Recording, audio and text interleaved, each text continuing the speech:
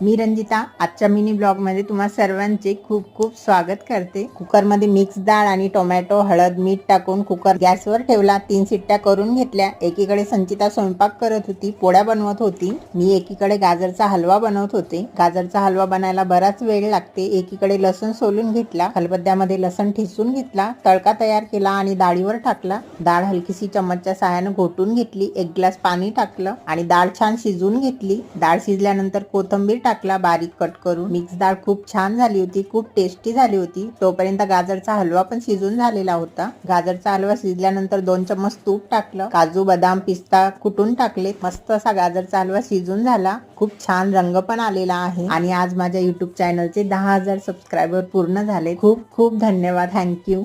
तुम्हा सर्वांमुळे आज 10,000 सबस्क्रायबरची फॅमिली आपली कंप्लीट झाली। असाच भरभरून सपोर्ट करत राहा। व्हिडिओला लाईक आणि चॅनलला सबस्क्राइब मात्र नक्की करा।